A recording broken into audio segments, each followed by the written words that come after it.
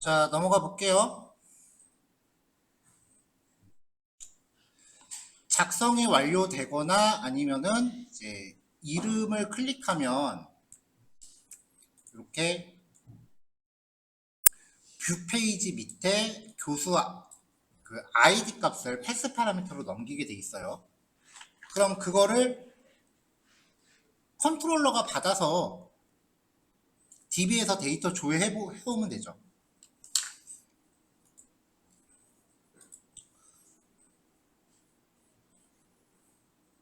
자, 그래서 처음에 구현할 거는 그냥 단순히 패스 파라미터 받습니다. 이렇게 받아온 패스 파라미터를 입력 객체에다 저장을 한 다음에 얘를 get item이라는 메서드한테 던지면 얘가 매퍼를 호출할 거고 매퍼가 db를 호출해서 셀렉트 문을 수행을 하겠죠. 우리가 이미 이 셀렉트절 구현할 때 여기서 조인 처리까지 다 하게끔 해놨거든요.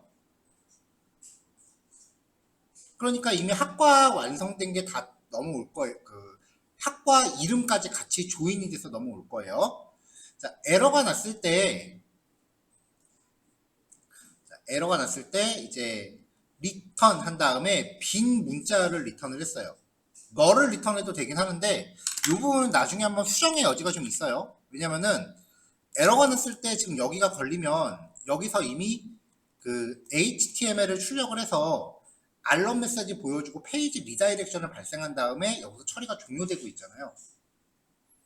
근데 스프링의 그 컨트롤러 메소드는 그 스트링 타입을 리턴할 경우에는 반드시 뷰 파일의 경로를 리턴해 줘야 돼요. 근데 너를 리턴하면은 얘가 뷰를 못 찾기 때문에 여기서 한 번씩 에러가 나고 리다이렉션을 해요.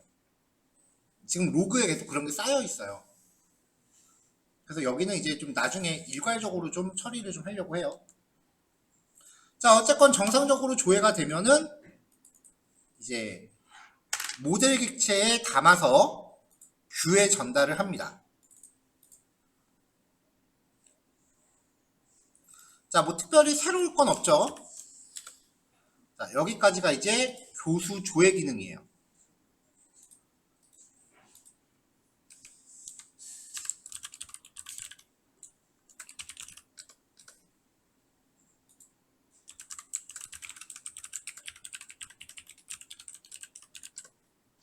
자, 그럼 이제 뷰 페이지로 넘어갈 건데 처음에는 뭐 특별한 게 없어요. 이름, 아이디, 직급, 급여, 입사일, 이메일하고 전화번호는 적당한 링크 걸어줬고요. 프로필 사진이 조금 처리가 좀 필요한 부분이고, 그 다음에 소속 학과.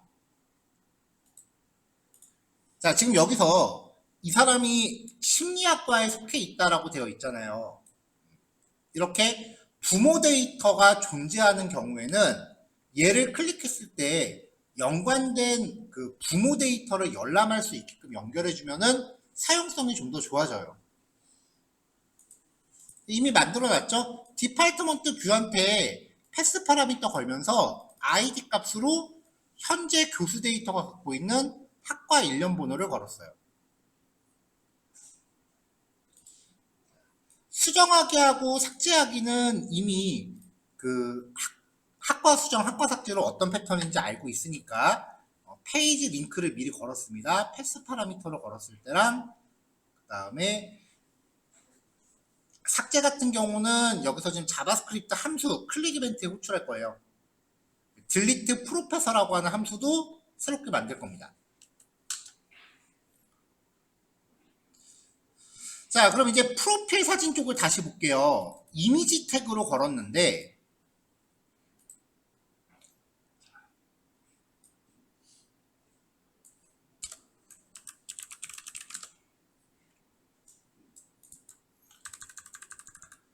DB에 저장되어 있는 값이 이거란 말이에요.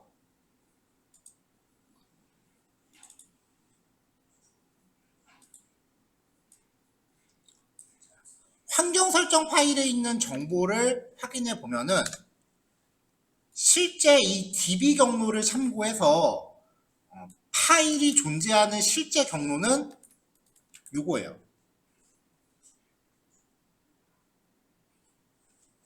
근데 요 이미지에 접근을 할 때는 http localhost:8080 한 다음에 업로드 URL에 지정한 요 파일스 슬래시 파일스 들어가고 그 다음에 경로값, 이게 이 파일의 실제 URL이에요. 뭐 스프링 자체를 의미하는 주소까지는 뺀다 치더라도 앞부분이 전혀 다르죠. img src라고 걸 때는 얘를 걸어줘야 돼요.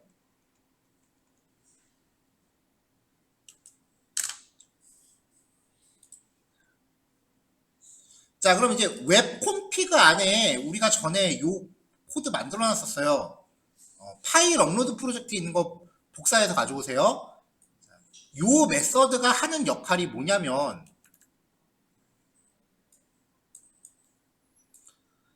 이미지 태그에 이런 주소를 걸었을 때 업로드 URL, 이게 업로드 URL이죠?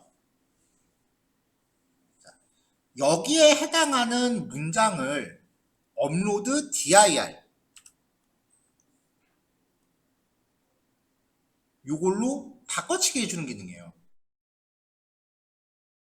사용자가 업로드한 파일에 접근하려면 접근하고자 하는 자원의 그 경로가 슬래시 파일스로 시작을 해야 돼요, 항상. 그래야 이 메서드가 슬래시 파일스라는 값을 요 실제 경로로 바꿔준다고요.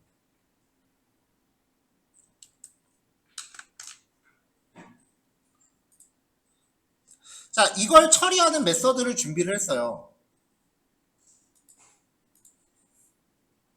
자, 파일 헬퍼에 get file URL입니다.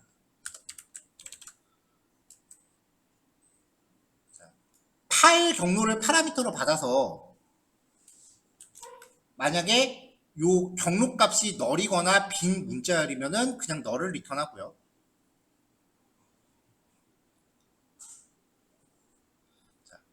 전달받은 경로와 실제 물리적인 폴더 위치를 결합해서 이 파일이 존재하는지 존재하지 않는지를 확인을 해봐요. 존재하지 않으면 널을 리턴하고요.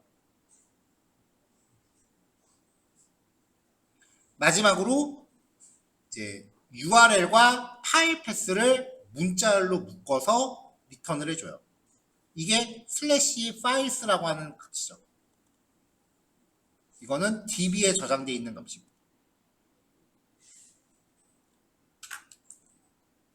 자,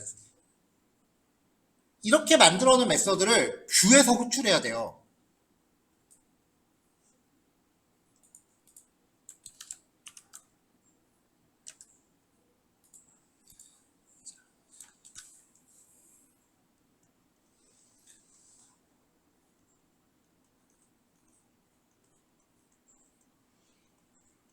골뱅이 컴포넌트가 붙은 클래스를 뷰에서 호출할 때는 말 그대로 골뱅이로 들어가요. 그 다음에 객체 이름점 메서드입니다. 이렇게 하면 뷰에서 자바 메서드를 호출할 수 있어요. 단 앞에 붙는 게 클래스 이름이 아니고 객체 이름이에요. 카멜 표기법에 의해서 첫 글자가 소문자로 바뀌어진 객체 이름을 정해줘야 돼요. 그러니까 클래스 이름이 파일 헬퍼면 여기에는 앞에 첫 글자를 소문자로 바꾼 객체로 접근해야 돼요. 이름 규칙이 정해져 있어요. 여기다가 DB에 저장되어 있는 값을 전달하면은 적절한 그 URL로 변환해서 반환하겠죠.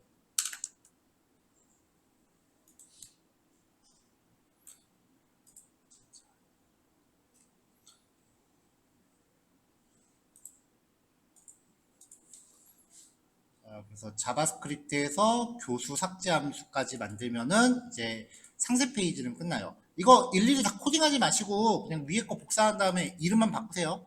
메시지랑.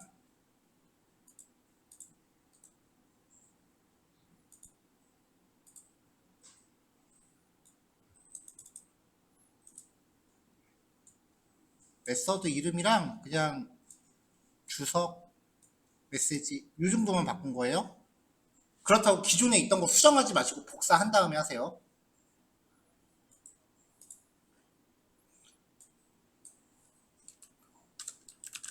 기존에 delete 디파트먼트 함수를 복사하고 수정하세요.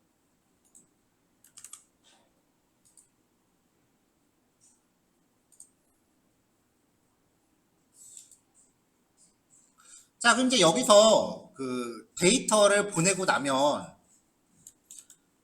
딜리트 방식으로 요청이 들어갈 거 아니에요. 그래서 슬래시 프로페서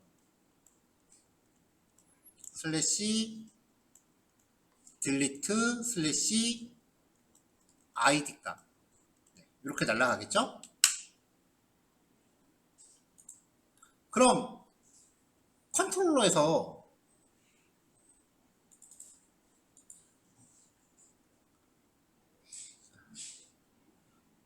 교수 삭제 기능을 구현을 하는데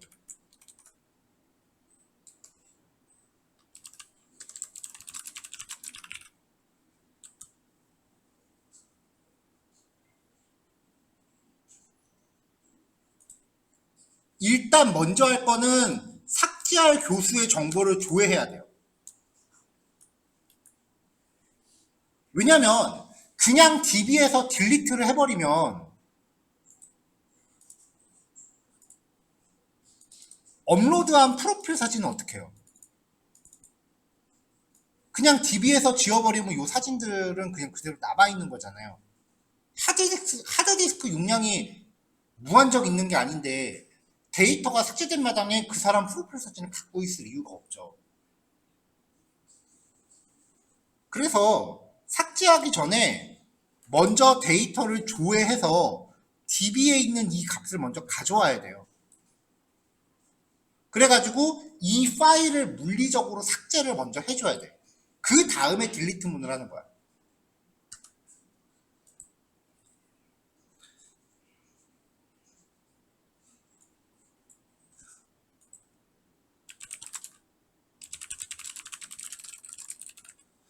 자, 그래서 이제 삭제할 교수 정보를 조회를 합니다. get 아이템으로 조회를 해요. 그럼 아웃풋이 저장되겠죠? 네, 인풋 데이터 넣어서. 만약에 조회된 결과가 없으면 그거는 존재하지 않는 데이터를 삭제하려고 한 거니까 에러 처리해야죠. 자, 그 다음에 이제 output.getPhoto URL이라고 해서 삭제할 파일의 경로를 뽑아요.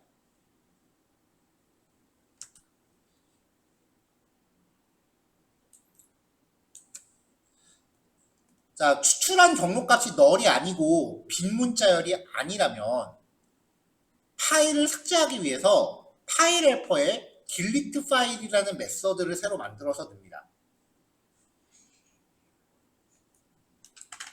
자, 그럼 파일 헬퍼에 있는 delete 파일을 또 보고 올게요.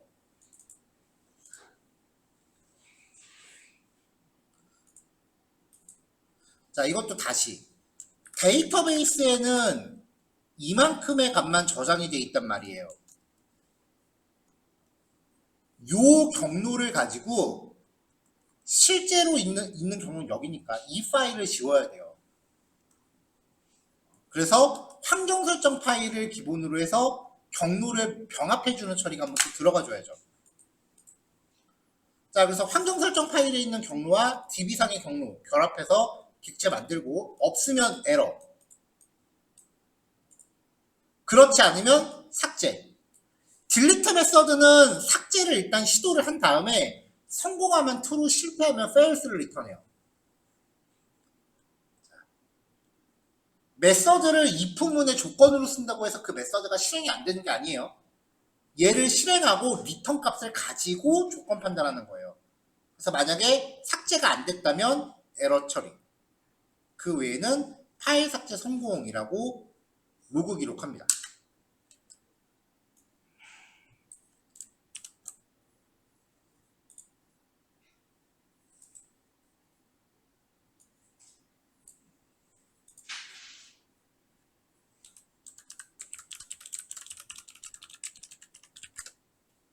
자, 그럼 다시 이제 컨트롤러로 돌아가서 파일 삭제를 하고 났으니까 이제 DB에서 교수 삭제 처리를 합니다. 서비스 패턴 안에서 교수를 삭제하고자 했을 때 관련된 학생과 관련된 과목들을 모두 지우게끔 해놨죠.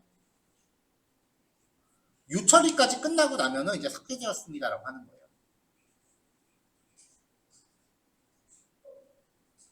이제 어떤 사람은 그러면 데이터를 조회해서 파일 삭제하고 데이터까지 삭제하는 거를 전부 다 서비스 레이어에다가 다 집어넣어도 되지 않습니까? 라고 얘기하는 경우도 있어요. 근데 이거는 그냥 제 그 방식인데 저는 서비스 레이어 안에는 철저하게 DB 관련된 로직만 담아요. 그렇기 때문에 파일을 삭제하는 부분은 컨트롤러에서 처리하고 있는 거예요.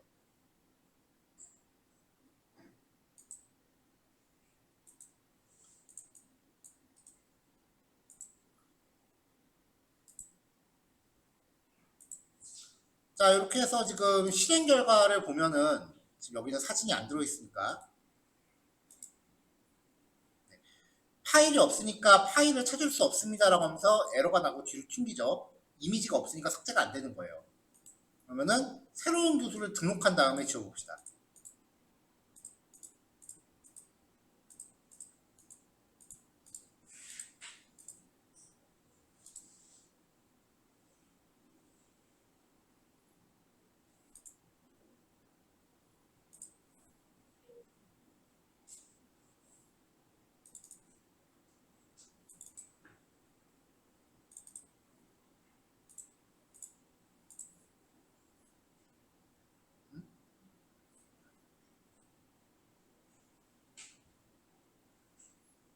갑자기 왜 저장해서 에러가 나지? 이거 좀 확인해 볼게요.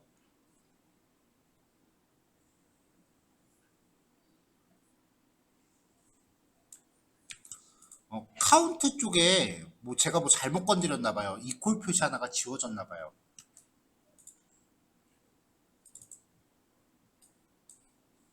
그러네. 여기 이퀄 하나가 지워졌네요.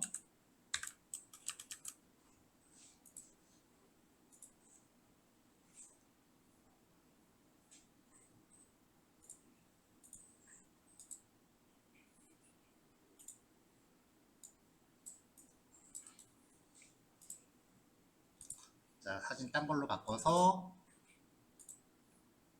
등록. 자, 이렇게 하면 이제 프로필 사진이 나오고 사진도 업로드가 됐단 말이에요. 얘를 이제 삭제하기 누르면 삭제되었습니다라고 하고요. 로그가 출력되는 과정을 보면은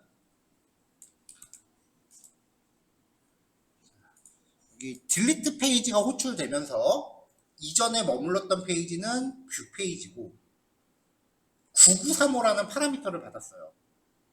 자, 일단은 이걸 가지고 데이터를 셀렉트를 먼저 한 거죠.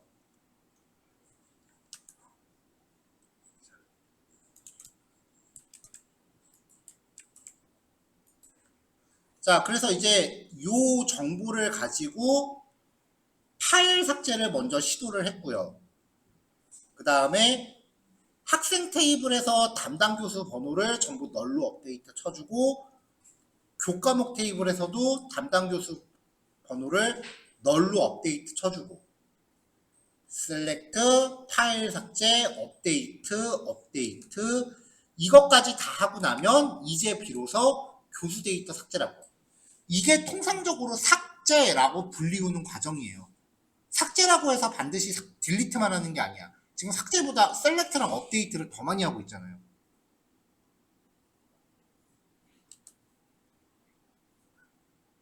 그러면은 이제 업로드된 폴더에서도 원본 파일이 삭제가 되는 거죠.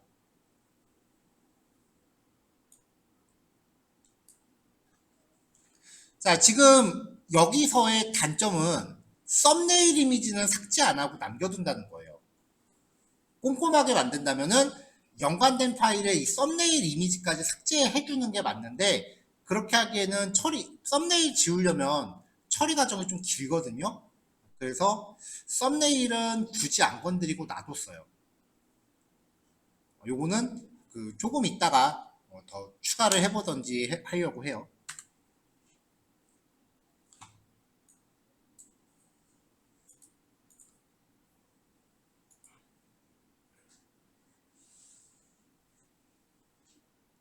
자, 여기까지가 보통 삭제라고 불리우는 처리예요.